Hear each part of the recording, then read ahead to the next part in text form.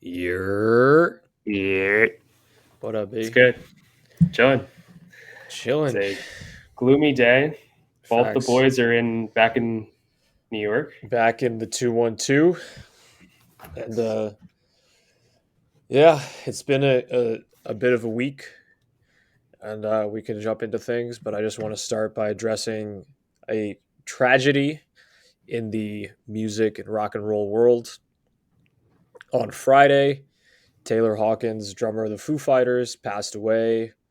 He was, seemingly in very good health. He was young. He was 50, but he looked like he was 30. The greatest rock drummer, in my opinion, ever. And I think definitely most people would have to agree that he is in the pantheon of great rock drummers. And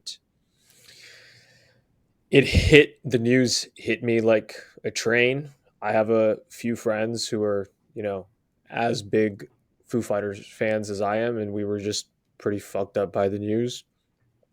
When I was learning how to play guitar and learning how to play drums, his his drum tracks on the Foo Fighters songs were the things that I practiced. And, in my, you know, you never really like, I don't know. I think like, when you think about stoicism and they talk about like, like thinking about the worst case scenario, I never really just thought about that, like he wouldn't be alive, anytime in the near future, that he would die. And like definitely had fantasies and hopes in my heart that I would like get to meet him one day and talk about like how much he meant to me. And it's very, very sad and sort of unbelievable that he's not around, and sort of the implications of that. Like, I don't think there's any way the Foo Fighters can continue making music without him, or that they would want to.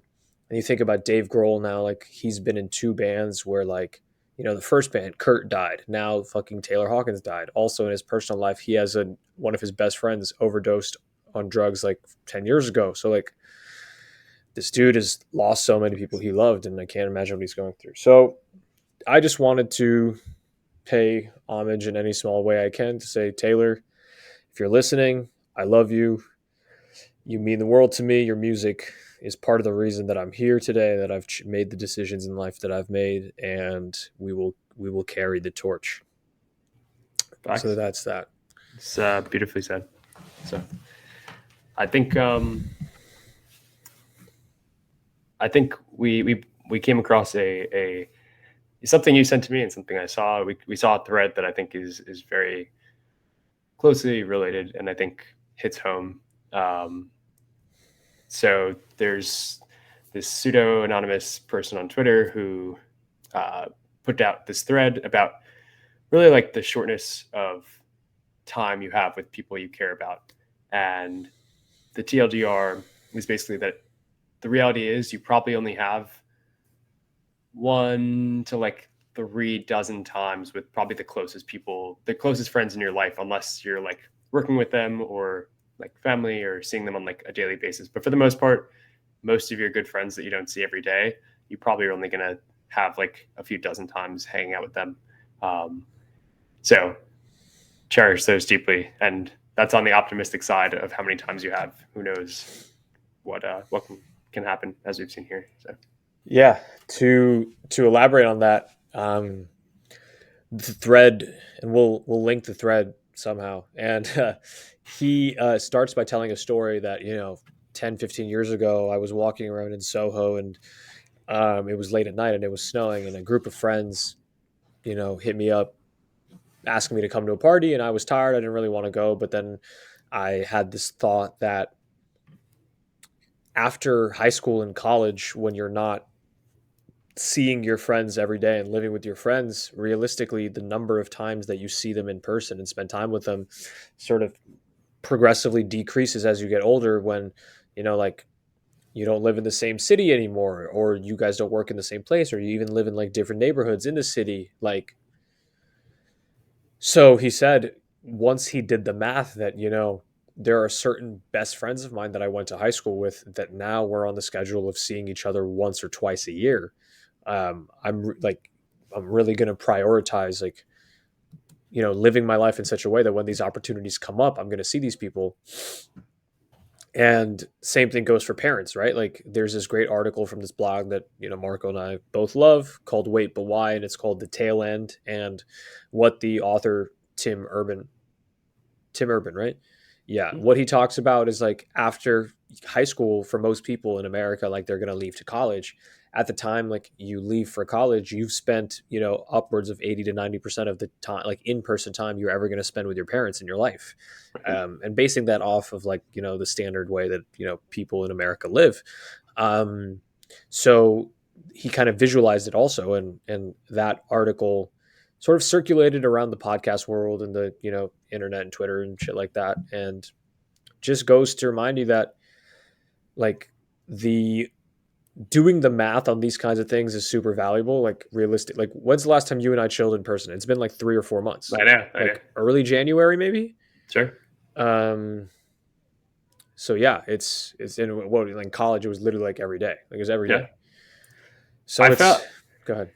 yeah, I felt with like COVID that it was just like at like 2 months into COVID, I was like, whenever this is over, like anytime I'm like tired or whatever, like if there's a chance, opportunity to like see a bunch of people or like go out and do things, like I will not take that opportunity if I can, because like who knows what can happen. I think this was like the perfect example, like COVID. And I think exactly what this article is saying is just like even the best case scenario is way less than what one would expect once you do the math. Yeah. And I feel that like to tie it into Taylor Hawkins' death back in like July, Sean, Sean, he hit me up and he was like, yo, like Foo Fighters are playing MSG. Do you want to go? And I was like, like I've seen them already. I know what the set is going to, and I was in Miami also. And it's like, I've seen them. I don't really want to come back to New York right now. And we didn't go. And now I'm like, fuck, like I wish I just like Sure. went, like, and now they changed my mind. Like I'm just going to just hopefully as much as I can, like just seize opportunities that, instead of thinking like I have time later, because you just don't know what's going to happen. Like Yep. anything, It's that, one of us could die of a fucking cerebral yep. hemorrhage or something. Like you don't know. Yep. It's that quote, corny enough, but like it was in that Dan Bilzerian like post, and it like I don't know, it just like struck a chord for some reason. It was like life's what happens while you're making grand plans for it, and I like, yeah, it just struck me, and I was like, the mental like barrier to action to like do things should be just like removed. Like if you want to go to travel to like see the Northern Lights or whatever, just like do it.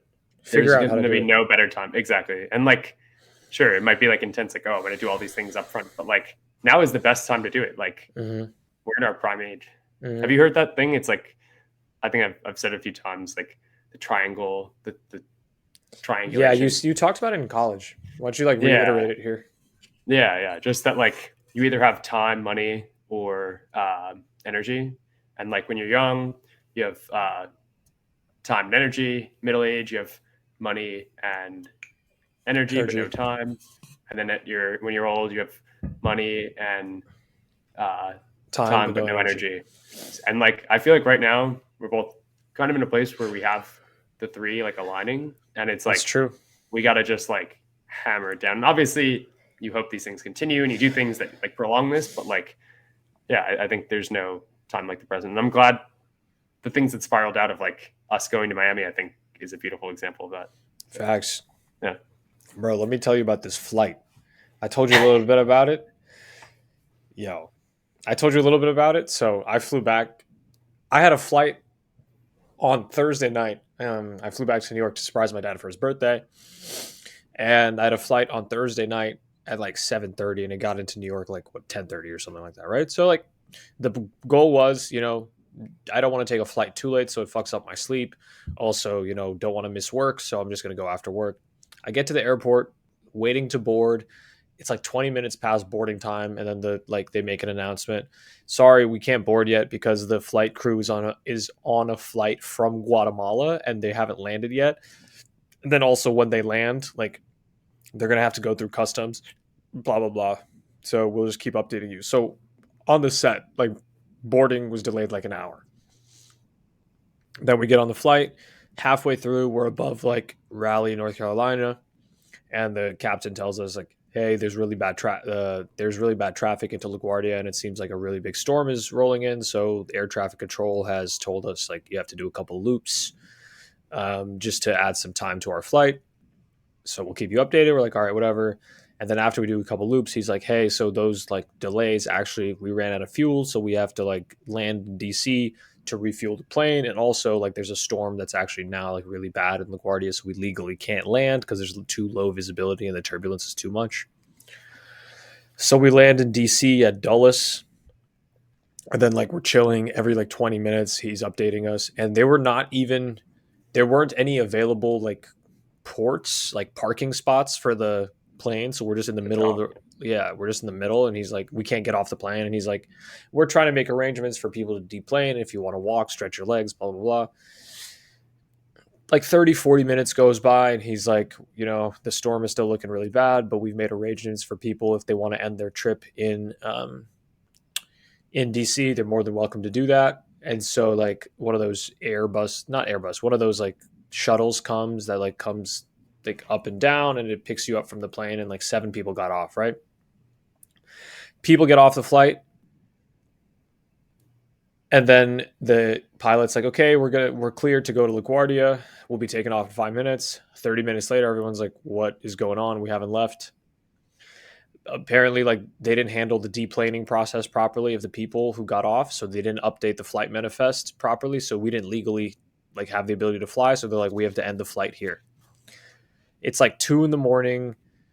I'm sitting next to these like friends I made on the plane, this Cuban family, and we like go, there's no one at the American Airlines like got counter. that Cuban passport now. Facts.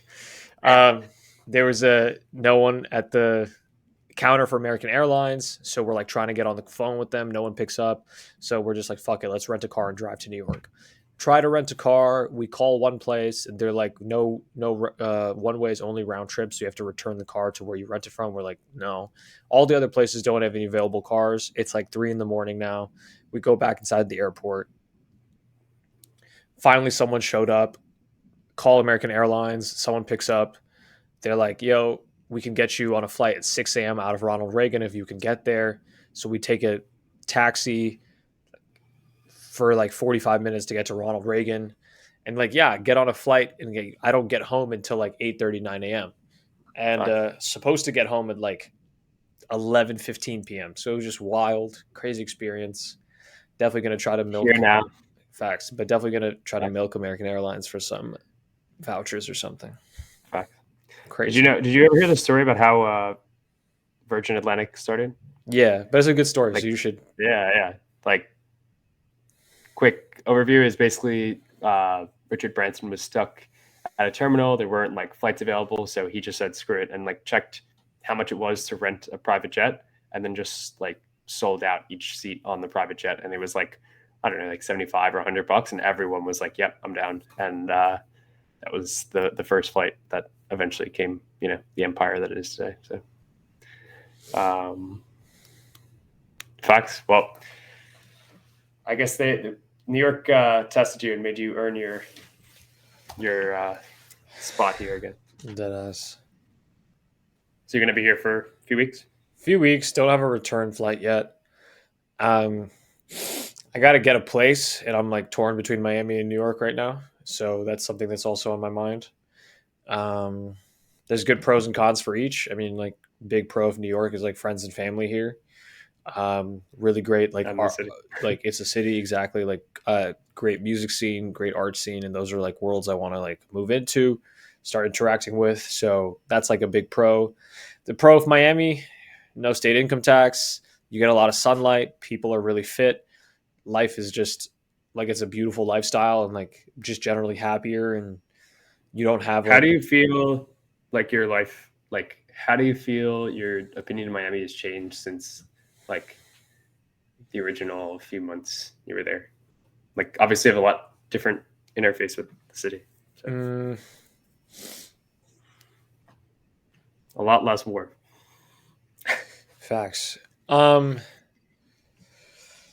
I think the big thing is I don't know if it's changed necessarily, but I mean, for starters, like when we were there, we didn't know too many people, and like the people we would hang out with are like people from New York and like some of the friends of people they knew in Miami, but like we didn't really have like Miami local friends.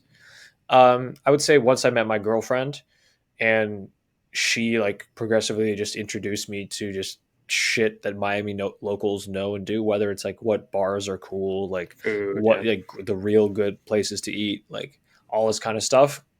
I feel more confident now that like I can, and I mean I wasn't not confident about this earlier, but I think I was just unsure. And part of that was like I was working in a job that I didn't like and I didn't know what the future held. Now, like, we'll talk about it, but just finished my first week at a job that I'm like really stoked about. So I feel just generally more confident that like I could like build, a new social circle and a new life down in Miami. And like we do have people that we could hit up if we go down, that we could, start chilling with. Um, I think it would be fun if we're in Miami. I think it would be very easy to yeah. create like a community down there. And I feel like there's also a budding like tech hub down there. So I feel like the industry is starting to grow. So I think I don't think it would be as bad as expected. And I also think for music and art, it's also like a hub, just like Mhm. not, you know, Yeah. gotta build those connections. For, Yeah. The only hesitation I have is that as we get older, I think there is going to be fewer. Like if you think about that article, the like life is short article, so like be around the people you love. I feel like a lot of our friends, once they reach the art, this like maybe like 3 to 5 years from now, or like the ones who aren't from New York are going to start leaving New York, sure. to embark on the next period of their lives, whether it's like buying a house, starting a family. So it seems like if I want to maximize like spending time with certain friends who, are aligned with me with my music goals, blah blah blah, like I should be in New Yeah, York, strike while the iron's hot, man. Yeah. Um Facts. the only I, like go ahead. I was gonna say though, I feel like I don't think this really applies to music, but in relation to that article and like this scenario, I think like even if we don't spend as much time physically with friends, like the amount of time we spend with friends, like is great. Like there's people I talk to from California, overseas, and like talk to them like on a weekly basis, and like sure, it's not the same as being in person and hanging, but it's like I wonder what we could calculate as like time spent because I do think it's still great time and great to like I don't know do an hour FaceTime or whatever it is. Mhm. Yeah, Yeah, I agree. um I think like definitely moving forward, I'd see myself living in both places in some capacity.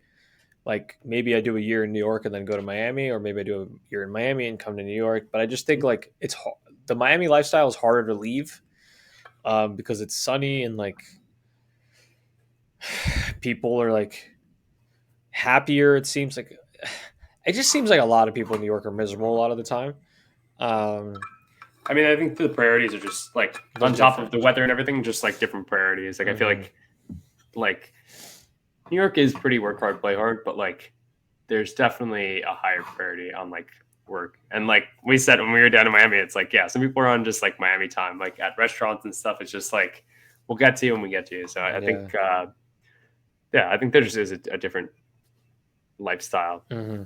as a whole. Yeah. It's a fact. Yeah, Miami time is definitely like a real thing. Bro, there's some times we're just like sitting in line. We're like,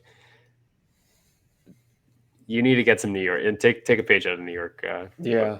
Yeah. I think ideally, I wish I could have like, and I guess I can with my parents' place, but like having a place in both cities would be like fire. Because Yeah. like what Travis does, like he goes back and forth from New York and like can stay here for a while and goes to Miami and he has a crib there. Obviously, like requires wealth or requires like, or just some logistical like ease. Um, It'd be so nice if there was. I know there's like companies that are doing this, but just like or fully living in Airbnbs. I don't know. There's like obviously trade offs and whatever, but it would be nice if there was a way to like a better version of like house sharing.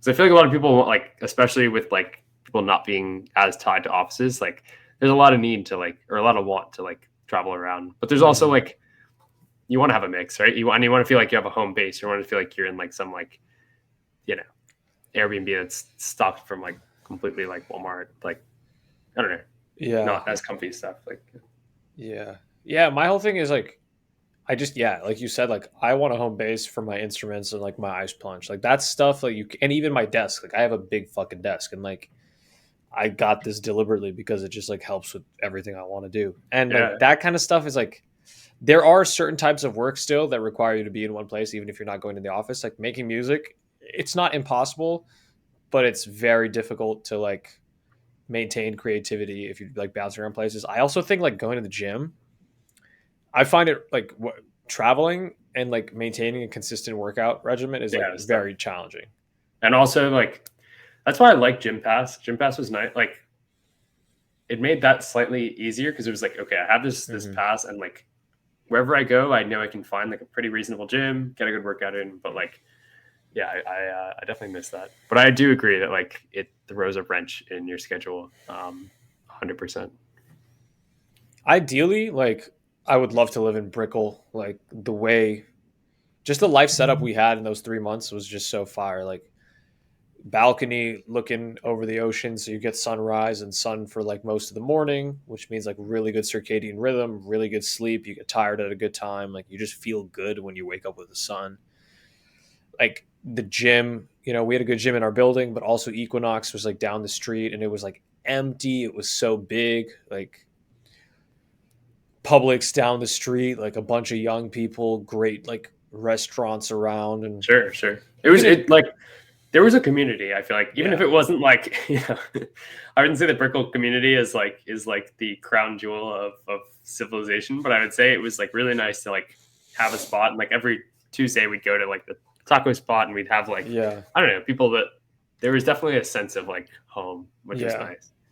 Facts. So Yeah, have you haven't been back? I mean, I know it was most like American taco spot, but it was fun. Just like the vibe was good, and mhm. like, having homies there. Yeah, no, I haven't. It was more for like the social. Yeah, Like if we like moved to Miami and lived in Brickell, like that would be fire. yeah, And then we could do yeah. like in-person podcasts. I just think like I have a group of friends in New York who are like doing things in music, and it would be beneficial to spend more time with them. But I'm wondering, like thinking about Ray Dalio, like is there a way to eat my cake and eat like have my cake and eat it too? Like if I Sure. got a place in Miami with the income tax savings, I could come to New York even once a month for like a week at a time and like just organize to see my friends in that time and like go Sure. to the office or work from home and like just stay with my parents for like a week, maybe once every 2 months. I don't know. Like, You should see if there's like a. It would be cool if there's like uh, a gym pass for like music studios. I feel like that'd be pretty cool. I mean, I'm sure. I don't know what pricing looks like on that, but I feel like that'd be pretty cool. Like, could be cool. yeah, But the like ideal setup though is like just to have something at home because the one I thing know. about like studios, Create what this you. is like this is my approach. Obviously, like everyone's different. Studios are more beneficial when you know exactly what you're going to record. Having like a setup in the crib where like you can do like record demos as or just Sure. write music the way you want to write music. Um, It's invaluable. it's Yeah. just like it's just like you don't have to worry about anyone's schedule. You don't have to pay money for it. If I want to do, if I have like if I want to fall asleep looping something, like Tyler the Creator, for example, like when he writes music, he falls asleep looping it, rather like playing a loop of something he recorded on repeat. Kevin Parker, I think, does this a similar thing where Sure. he like when he records albums, he doesn't go. I don't know. I actually don't think he goes into studios. I think he brings a studio into his crib because he just like knows how to engineer and stuff like that. And like Facts. that's just what I've been working towards. And you Yeah. definitely could do that in Miami. But yo, Miami I think the rents looking nature. like New York rents right now. I know, but it's like. Yeah. I mean, I don't think it's cheaper, but I think if you there's probably like a 10 to 15% decrease, like lower cost of living, and then like Also the the income no state tax income thing. Yeah. tax is just like a game changer because that Hmm. translates to probably another 15%, like Yeah. considering post tax money. But Hmm. um, decisions, and also can try things for a year, see how it goes, be like, okay, it's worth it, not worth it. Hmm. Um, yeah, but play it by ear. We'll update as time goes on. Facts. Um, I think there's a quote we have written down that I think is very timely considering what we're talking about. It says, a different take on done is better than perfect is do it right, do it better. And I think we've talked about many philosophies that fall in line with this, but I think that is a great succinct way of putting it. And I think same thing with moving. Like, yes, moving's a pain in the ass, but like, do it. See if you like it. You don't like it, it's a year wasted. Whatever. Not even a year wasted. A year of learning. So Yeah, yeah, that's a fact. I mean, like, there's also that other quote, and I'm gonna misquote it, and I don't remember who it's said it, but it's like many a false move was made by standing still. Like I think sure, that like, and Naval talks about like iterate, just go with it, iterate. You know, even that Twitter thread talks about like being an adult is all about trade offs. You have to know like what you're trading off, what you're gaining, what you're like losing, sure. and that's That's where my head is at right now. yeah. On that, there was Mark Zuckerberg in some interview. I once again, not anything like mind blowing, but I think it was just like struck a chord, and it was just like there's a lot of risk in not taking risks, and like Mm-hmm. I don't know, I've like looked around and like seen it in my own life, family, friends, whatever, like things at large, and just like I feel like that is such a fact, and I feel like even things they think are risky are less risky, and the things we think aren't risky are actually incredibly risky, and I think I just think it's not intuitive to humans. Yeah, It's a fact. So facts. I know what I want. It's just the where is like I think it's difficult because I know both places would be fire. Like New York, all my friends are here. Like I have a social circle that I like and like can see regularly that'll be like creatively beneficial, like people who play music, like all this kind of stuff. Sure, If I go to Miami, just the quality of life is so much better. Like the winters there are facts. not they're very mild. Like people are generally like I think mentally healthier, happier. The Right. level of fitness is higher. Yep. These things are like really good, and like people there also like you can go on boats on the fucking weekends. Like it's just fire. Wait a minute, you got Staten Island Ferry. Did you see the King of Staten Island? No. It's pretty good. We watched it. It was actually pretty good. Yeah. It's just like Pete Davidson just gets like every celebrity under the sun to like come into Mm-hmm. his like movie.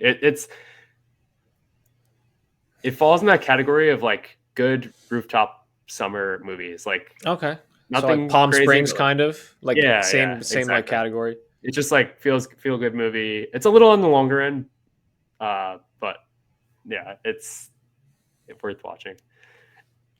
Hey Um, yo. um, Um, bro. I Yesterday. have Go ahead. yeah, that's good. Yeah, so I went to this party yesterday, and I haven't been in New York for like 3 months, and once like Pedro and Arbash rolled up to the party, someone said something, and someone's like, "Hey, yo!" And like I haven't heard that like in New York, like Yeah, "Hey, yo" for so long. I thought I was like chilling on the balcony, and I met this guy named Malik, and he's from New York, and like he went to like public school in New York, same year as me, and like he knew mad people that I grew up with, and we were just talking about that, and like he was commenting like, "Yo, it's he lives in Bushwick," and he's like, "Yo, I live in Bushwick. You don't know how refreshing it is to hear people like talk New York, like dead ass, OD, sure. brick, mad, like Gotta get the lingo in. dead ass." So like someone was just like, "Hey, yo," and for those who don't know what that means, sorry, you got to move to New York. Facts. It's Um, part of the entrance exam. Facts. All right, what were you about to say? Um, I was going to talk about another thing that I was watching that was really interesting, and I was just like, it was just like a hilarious idea. So this guy started this site basically where you can hire like a doppelganger to do something for you. So like, let's say you had to go to like graduation, but you didn't want to go. You can go on this app and like you upload a picture, and they like find someone that looks like you that goes and does the thing for you. And you pay And them like whatever yeah, amount. I don't know what like the details are of it, but that's like the premise. And this was like a Vice thing, and it was hilarious because they got this one guy was like this like nerdy-ish guy, like wasn't the best looking, whatever. Like Mm-hmm. He applied for someone to come and do his like high school reunion for him, but he wanted like a better version of him. So they got Someone so Vice was jacked. like, yeah. So Vice was like, all right, we're about it. So they like fly like the founder down, and then they find like someone that looks like somewhat similar, but like not like, I don't know, the gourmet version, like the carbone version of Mm-hmm. this guy, and they like make him look different, like, but they get him with like glasses, they like shave his head, like, I don't know, do all these things. So he looks like vaguely similar. And then they're like trying to get him to go through this whole like list of things of all the people that he's going to meet and like facts about each one of them. So he has like some relevance and like who's who. And at first it was like going okay. And people were like, wow, you look great. And he's like, yeah, I'm living in LA, like music producer, whatever. And then like very quickly it like goes downhill. And it's kind of like, you know, those questions like when you have to reset your password, it's like, oh, what was your first like pet, whatever. Like once those type of questions started to come in, it just went extremely downhill. And the other guy came in, and it was That's good, mad but funny. it was really funny. It's on YouTube. Yeah, Yo, send me that. I want to watch that. yeah. But I was thinking about, it's interesting to think like what would be required for someone to actually pass that test. I mean, there were certain people that like had like been involved with his like family, so that like they kind of like broke things immediately. But like, I wonder at what level of proficiency or enough knowledge like someone could pass. Um, I think that I think the bare minimum is actually quite high. Like the cost of that. You yeah, got to know so much shit. I think maybe it would almost be easier to just have like an AirPod in and like just feed them yeah, information. just feed them. But at that Yeah, point, like, why don't you just go? You know, unless it's like facts. logistic, like geographically I mean, I think he challenging. was trying to flex, like, yo, like I'm this like hot shot now, like looking good, like, That's and because so he was a funny. nerdy kid in high school, but he ended up like coming in. He ended up was like being like, a lot of people were like, why are you being like a fake version of him? Like, where's the real guy? And then he came and like had like a blast at the party or whatever. But like, um, no, it's funny. Did you go to your high school reunion? I don't even think we haven't had one, Oh, because of and COVID, I feel probably. like our like every year for on Thanksgiving Eve, we basically have like a high school reunion With your where like boys. everyone goes to, no, well, like everyone goes to this one bar in town, and like the town's not very big, and like it's like you see everyone, which is interesting. Have you gone to one or no? Yeah, I went to my high school reunion in 2018, so that means the next one is what, next year? Damn. Crazy. Fuck, bro. You gonna go? Hell yeah. What? My high school reunion was so fun. Yeah. Um, it's so fun. Like, cause I went to all boys school. It was just like bros. Like, we were just like chilling, getting Is it like drunk a with our pissing teachers. competition, or is it just No, like no, fun no, no, no. having It was fun? just fun. It felt like we were in school again. Like, Facts. not in like a negative sense, but like we're in our classrooms that like we had classes in. Like, yo, you sat there. Remember when Mr. Mac did this? Remember, like the Sure, same, probably sure. what everyone experiences when they do like high school reunions. But it was so fun, man. And then afterwards, we went Facts. out, got sauced in the Lower East Side, like Yeah, yeah, 40 heads deep. Like it was mad fun. that's fun. And then I Yeah, I have think my like 5 year at the Santa Clara college this there. year. Yeah. I think I'm gonna Mad go to the stoked. next one. Yeah. I was considering this one, but I think I'm gonna go to the next one. I just feel Well, like more people I know. the thing is, it's pretty close to Isaac's wedding. Like, it would make sense to just spend like October in California, because his I'll wedding is like consider it. towards the end of October and reunion is like the second week of October. So like, I mean, yeah, that's still like not that much time, but like, I'm probably gonna look into staying for like 2 or 3 weeks in Yeah, get like an California, Airbnb or get something. like an Airbnb. Yeah, just work from there and like rent a car maybe or something. I gotta figure that Yo, out. I hate the parts of like traveling that are just like they're like the bills of traveling. Like Yeah, when you have to like get a car or find a place and it's like absurdly expensive for no reason. Like I hate when there's no like, is there a solution to that? yeah, or I just hate like the adult part of like certain parts of traveling where it's like you have to Facts. spend so much money on like these dumb things that provide like literally no value. Yeah, but I mean, I wouldn't say no value because without a car, you're not getting around in You know what I mean? California. But like you could easily be like, okay, like if I'm going for a week, like I'm fine spending like $150 in a car, whatever. But like sometimes it's like you're paying $400 for a car, and it's like I'm realistically going to use this like 5 hours. Like, I don't know. Totally. And Yeah. I'm sure there's better ways to optimize it and whatever, but like, Yeah. just me complaining. No, I Um, think that's facts. Like, imagine going down to see Dr. Carroll and Dr. Pappas without the whip that you rented. Like, it I know it would have like been almost impossible. isn't feasible if you want to like take the train, but then Because then if we wanted to do an Uber, it's too pricey, pretty yeah. much. Like, I mean, honestly, whatever it was, it'd be worth it. But like, yeah, it's definitely logistics. We talk about this pretty frequently. Like, Mhm. logistics get in the way of many good things in life. Facts. Many good things. Yeah, Facts. logistics are mad hard, bro. Like, I just wish all my friends in New York would be like, "Yo, fuck New York. Let's not fuck New York, but like, let's just move to Miami," and then it would be so easy. Sure. But like, Sean In is another here, reality. Brando's here, Nick's here, Riley's here. Like, I want to chill with them, but it's like, how much longer are they going to be in New York realistically? 2 to 5 years. Like, also we're young, so like, I want to travel with my friends. Like, yo, let's go to Europe. Like, yo, Pedro's going to Croatia. Did he tell you? in Yeah, in like July or August, and he's like, "Yo, you and Marco should come." I'm like, "Yeah, done. Like, let's do that'd be it." fun. Marissa's the king of travel, bro. Yeah, She's in Spain. She's like, oh yeah, it's some days to like burn and like, yeah, is headed like just went to Spain. I was like, mm. but Yo, I different. saw some apartments in her building. Yo, her building is dumb nice. I know it's really really nice.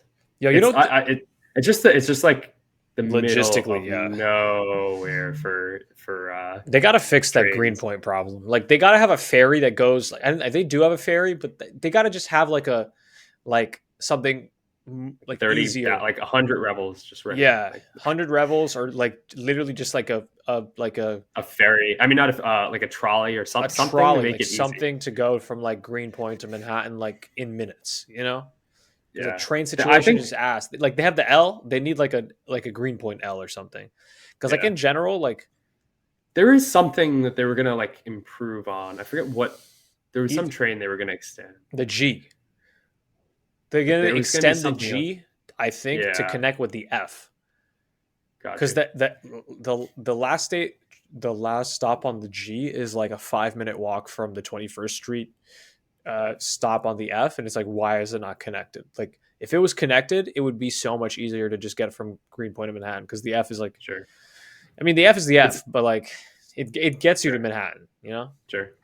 It's amazing to me that Greenpoint is so successful despite that flaw. Like Williamsburg makes sense, right? There's like the L Yeah, right down the middle, but like, yeah, they, yeah, bro. There's a lot of people who just don't fuck with Manhattan. Like my friend Christina, she's like, yeah, yeah. I It's don't go to called. Manhattan ever. I mean, it's fair. It's a different crew, and it's also like, I mean, there's just also like this big. I don't know, like there is a big gap in just like wealth in these different neighborhoods too. I mean, not like there's very wealthy people in all across Brooklyn, but in a lower concentration than Manhattan. Mm-hmm. Um, Rent is cheaper. I feel like, what do you think is like the like? I feel like most people, it's like Lower East Side / like Murray Hill for first and second year. Mm-hmm. Then it's like, East Village, Williamsburg, yeah, and then it's and like West Village, like then it's up in the air. Like some people like really love like hunker down in Brooklyn and do like Carroll Gardens and like, I mean, not Carroll, Park Slope, like Clinton Prospect Heights, Hill. Prospect Slope. Yeah, yeah. I Yeah, love, dude. bro. Brooklyn Heights. I think might be my favorite, arguably my favorite place in the city. Like if I were to like live long term, like a little bit older, I think. I mean, many people would say that, but like it is extremely nice. Mm-hmm. Yeah, it's fire. Facts. So how's the new job going? Just I know you onboarding said you're this week. excited about it. Yeah, I'm pretty stoked. I'm really stoked. I love it so far. Everyone I've talked to is dope. But just learning Scala, a lot of onboarding. I got the new laptop, which is just, A beast. it's Yeah. such a beast. It's so powerful. It's a juggernaut. Like, I don't use this Yeah. personal laptop anymore, except for stuff that like, I'm not gonna watch like YouTube on that. I mean, some stuff, What but like I pretty much just use that laptop. Like, it's fire. Facts. It's so powerful. It's so I fast. know. I know. So are Screen's you great. on the new Everything. laptop right now? Yeah, it's been beautiful so far. Yeah, it's a beast.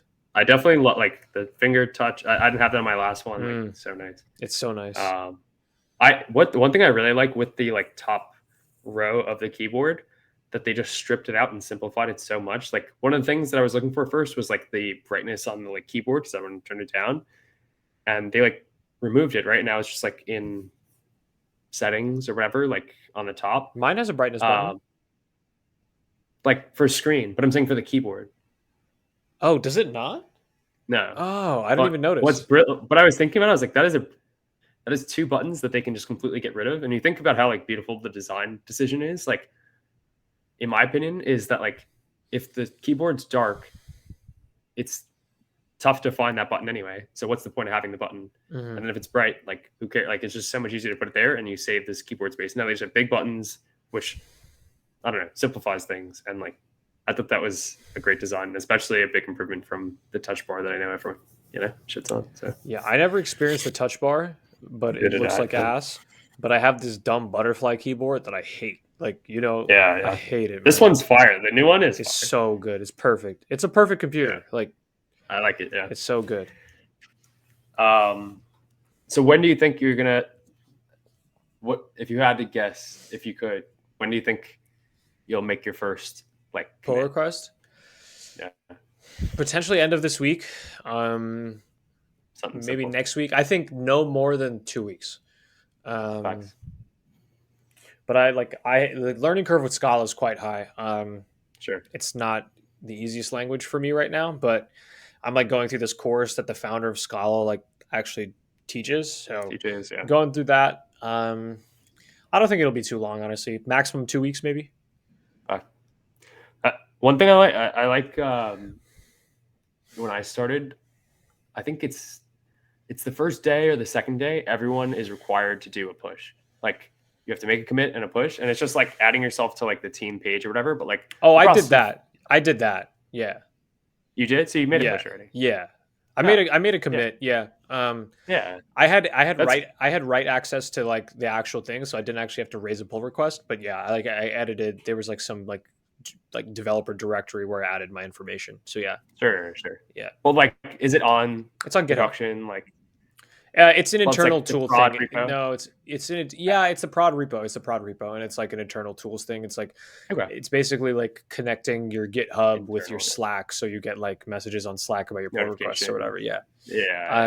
So I did that, and I have like my dev environment set up mostly.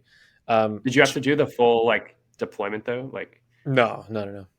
Okay. This is like you go through the whole process, which I like, but I just think it's good to once again like get in the habit of just like getting your hands dirty, pushing things out. But that sounds like fairly similar. So. Yeah, I think Gemini is just not there yet. Like it's still pretty startup-y. I mean, it's like around 1,000 people, which is not small. I mean, the company's been around for 8 years, but they're doing like a pretty big rework of like the engineering, like how engineering works, both in terms of processes, but also like moving towards like we have a mono repo, so moving towards like more services-based architecture and stuff like that. So it's still not, I don't know where Etsy was at, but like when you got there, it was already public, right? Like it was already like pretty big company, like 4,000 maybe, something like that. I feel like also like there's probably also, there's a whole new breath of fresh air in the whole crypto environment. So I'm sure like there's been a lot of reworking and a lot of new talent coming in, and a lot of like, new money. So I'm sure that like it's a good time to join. Fox. All right. How long have we been rolling at this point? 45. So let's do like another 15, 20. So I wrote down the dark forest. Have you heard of the dark forest hypothesis? Fire away. Okay. So you know what the Fermi paradox is?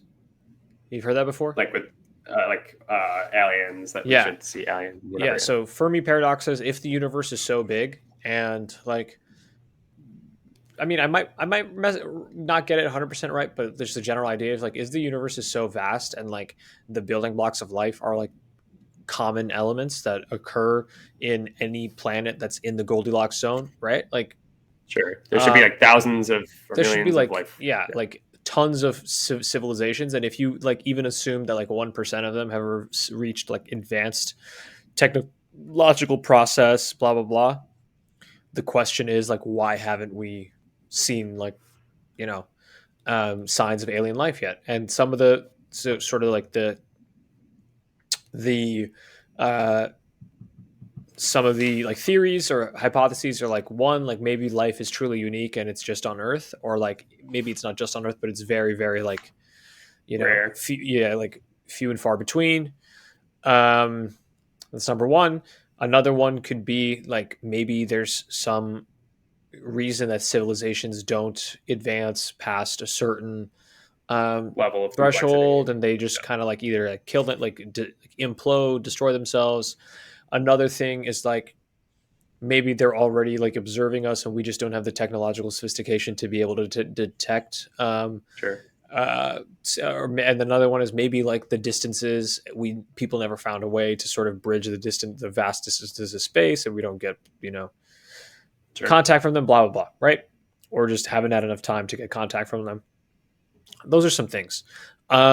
So there's this thing called SETI, which is SETI, the Search for Extraterrestrial Intelligence. It's like an, I don't know what you foundation, I don't know what now you would give it, but sometime in the 80s, 70s, 90s, I don't know. They launched Voyager 1 and 2, which are these two space Oh yeah. probes that Like Carl the Sagan, golden. Yeah. Yeah. that have like basically information about humanity, meaning like, you know, some sort of basic information about our language, cultures, music, and also like our coordinates in the Milky Way.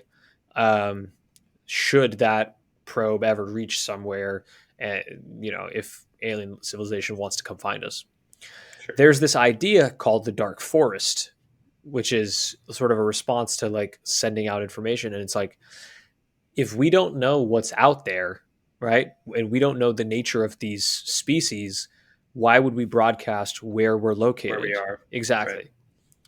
And I'm reading this series right now, the science fiction series called the Dark Forest series, which is the first book of which is called the Three Body Problem, which I talked about in like the last episode or whatever. And I'm on the second book now, and it's just like, I don't know, it paints a very frightening picture of like, you know, what could happen if we were to make contact, like why it paints one like scenario why like making contact with a sufficiently technologically advanced civilization could not be a good idea. Sure. It's pretty fucking terrifying. Like, Yeah. Naval actually, he talks about this on one of his podcasts, and he's like, he basically is just like, I think it would be if we were to interact with another civilization or whatever, like it would be extremely beneficial, and like that the human brain is capable of understanding like anything basically. So like we'd be able to exchange ideas, and I don't know, like it's a bad paraphrase, but he seemed extremely optimistic. Not that he is like the you know end all, but he made a pretty compelling argument that like it'd probably be beneficial, and like the only limited things in the universe is not like resources, but it's just like knowledge and information. So yeah, but there are definitely scenarios, I agree, that where it would be terrifying. So yeah, I'm just like I've just been reading this book and I really love it, and like every like free minute I get I'm like reading this book. So it is just an interesting idea, like how, like why do we have like the assumption baked in that technological advancement equals moral advancement? You know, why? I mean, maybe there's a compelling argument to sort of back that like, yeah, like if a society is, you know, very technologically advanced, they would be morally advanced, but maybe not. You know, who knows? No, I mean, Um, I think we could see that in our own you know countries that we have today. There are many that are technologically advanced and not very morally advanced, or at least how we define moral, like morality.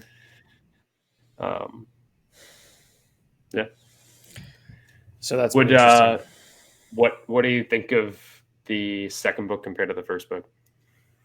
I think the second book is better. The first book is like really setting it up. It's honestly phenomenal. I think you should read it. Like, it's not until the very like when the book, you know, climaxes like near the end where you really understand, like it, everything starts to make sense and you're like, oh shit, like it's not dramatic in the sense of like, I mean, it There's not like is, this and grand it's Infinity War fight at the end or not anything. It's yet. just I like think everything it's comes to make coming. sense. Like, It's coming, but not in the first book. It's just like it's one of those things that like as the idea seeps into your head, it's just like, this is pretty freaking terrifying. Like, facts. and Is I the can't give it like away, but it's just you have to read it. Like it's really crazy. it's by a China like it's Chinese, yeah. originally like Chinese, right? Yeah. Hmm. Like, is it a commentary on like the sea like I don't know like the Chinese government or I mean, I don't know if I can answer that question. When I get really into a story, I usually don't like notice the sort of metaphorical like symbolism and stuff like that, or what sure it could be commenting on. It's usually after when I like stop to think about it. But like, sure yeah, I mean, there's a bit about like if we're faced with this. You remember um, in Arrival when Amy Adams' character was trying to argue like, no, they're not our enemies. They're like they want to help us, and the guy's like, okay, then why did they land in 12 different places? And she's like, because maybe for once it'll force like humanity to work together. There's definitely a bit of that. Like, there's a lot of every nation in this book is like self-interested and they kind of want to like solve the problem for themselves, but it's like difficult to get like international like agreement on stuff. So there's definitely that. sure I mean, any of these books could be like, you know, taken as like, climate change is kind of like low, like everything can be sort of applied to climate change because in this book, spoiler alert, like this other civilization is heading for us and it's going to take them 400 years to get here. So we know that sure. they're coming eventually. There's going to be this like war where they're going to, and they like have communicated like we are coming to annihilate you. Um, So it's like and you have all this time to prepare, but yeah, but and it's that's like, like yeah, like don't look up all those things. Yeah. mhm.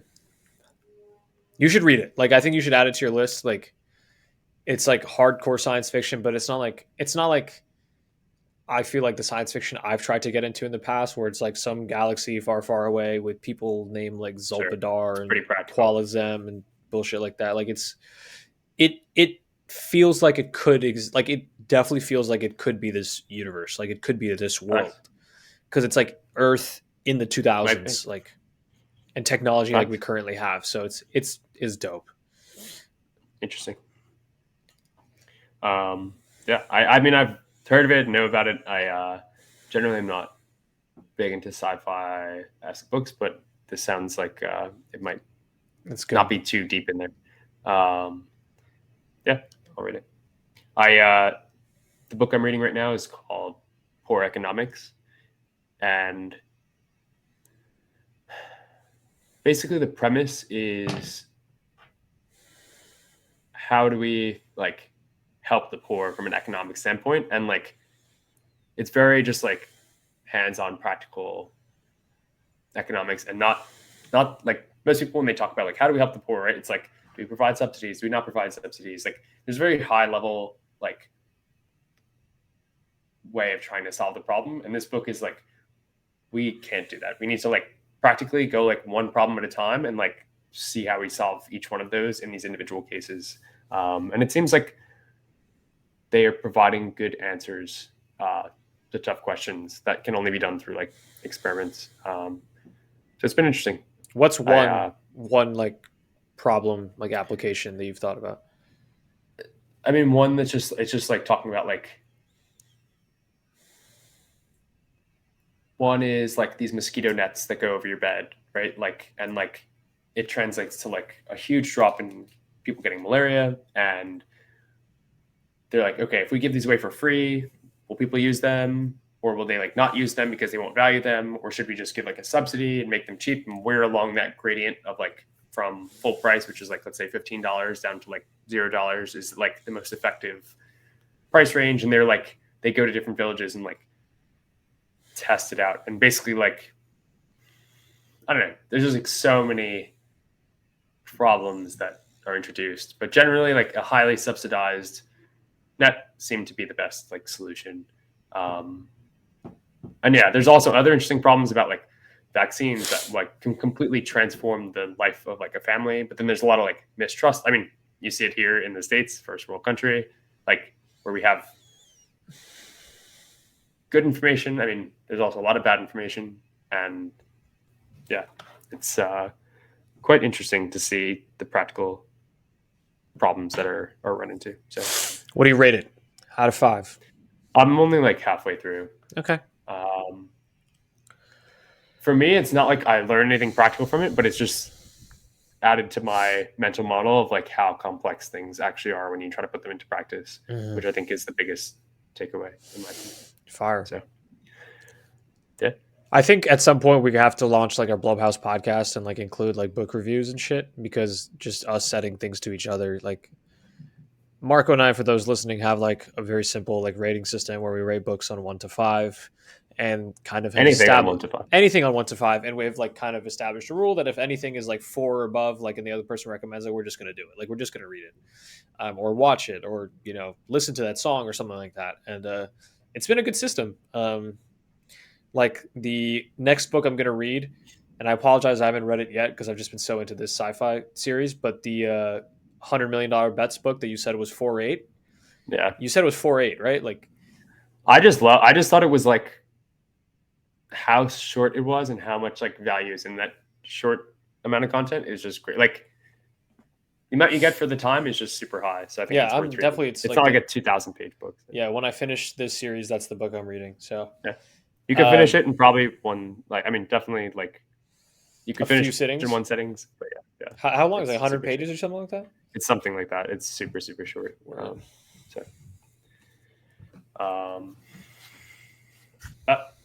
trying to think. We have one last thing on here. I think we could do this, then do like.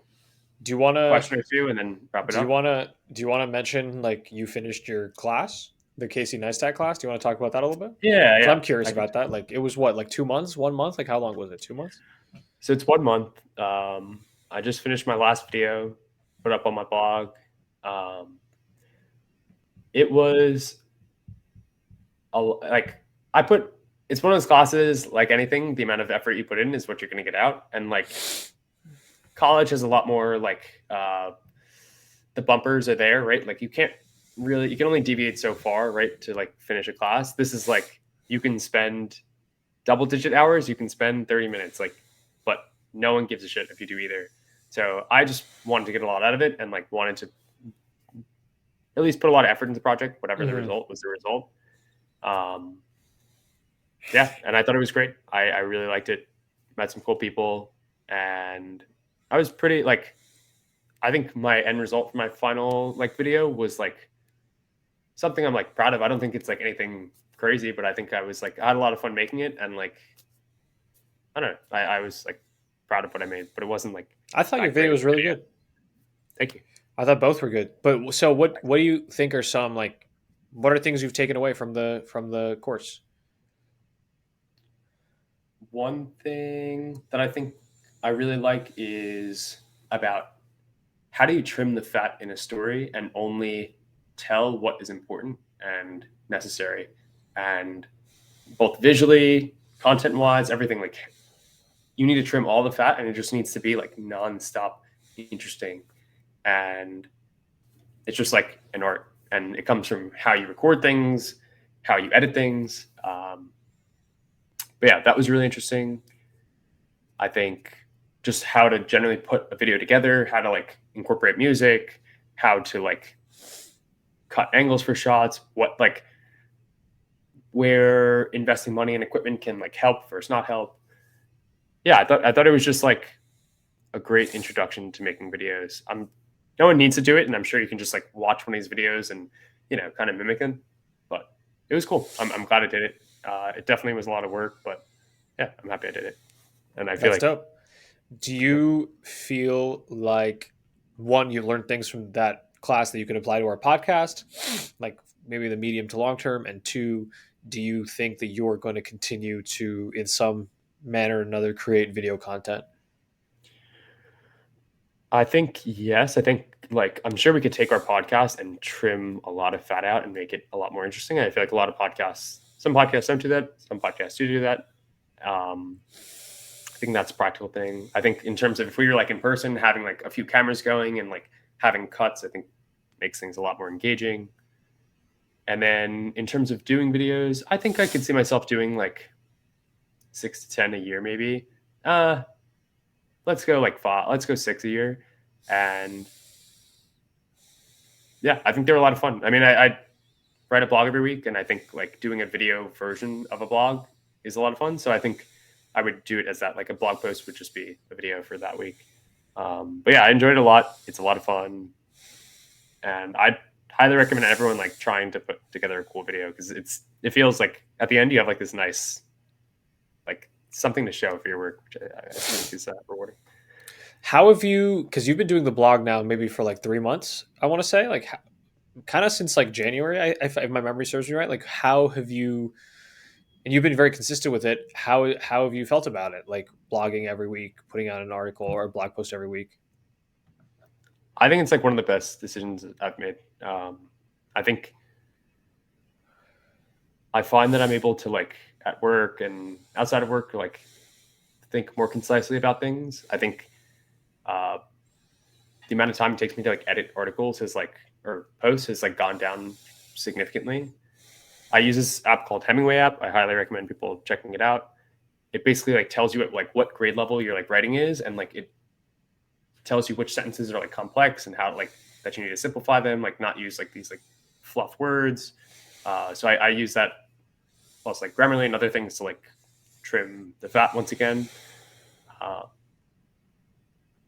Yeah, so I've enjoyed it a lot, and I think it's provided me a lot of value. And many people have like randomly texted me and been like, "Oh yeah, I was like reading this post you wrote," like, and like had no clue. So it's been definitely rewarding, and I definitely would like to promote it some more. But that'll definitely be my next project. You've definitely inspired me to start writing a blog. I think I will think about taking action on that very soon. Facts. Would love to see, and obviously any help or assistance will obviously can help. Yeah. So we're like at hour 2. We can call it here. We've talked about a lot of stuff. Yeah. Oh, did I just hear a knock on your door? Yeah. All right. Good, we'll wrap it up. To cut it. Yeah. Good time. All right. And is this 6 or 7? This episode 6? 6. Yeah. All right. Episode 6 on the books. Much love to the Blub Gang. Garrett, we know you're listening. We love you. One true fan. One true fan. We got to start somewhere. We're 999 away. We'll get there. Yeah. All right. Much love. Peace out. Much love. Peace.